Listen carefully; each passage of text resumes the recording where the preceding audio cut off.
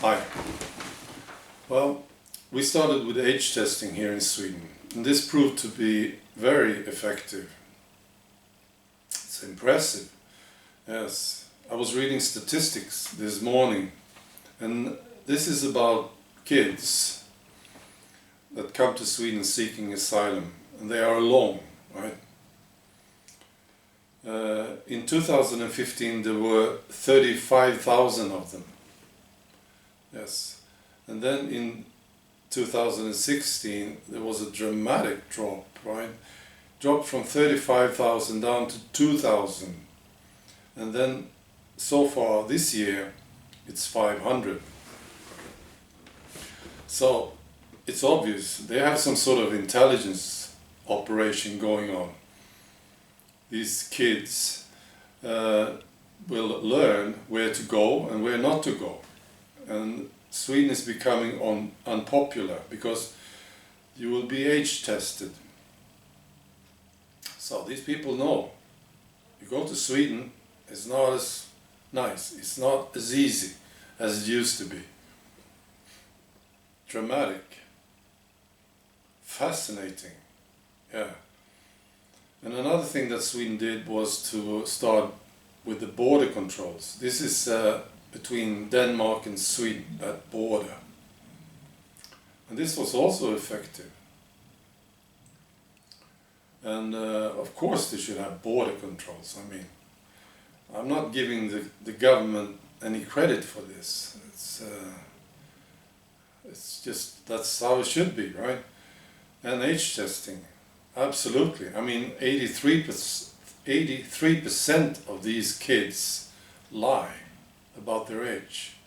This is according to the national agency that is doing the testing. 83%. So of course you should have age testing and you should have border controls.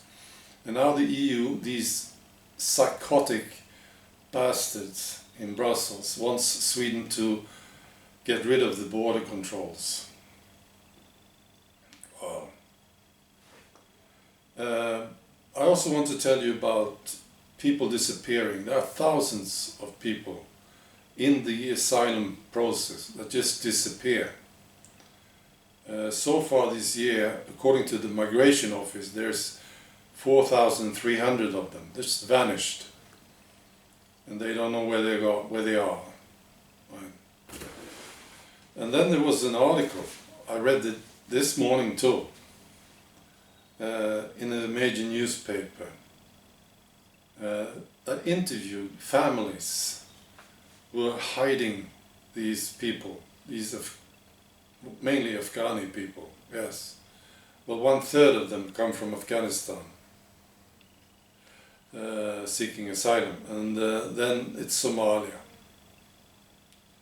So it's mainly Afghanistan and Somalia.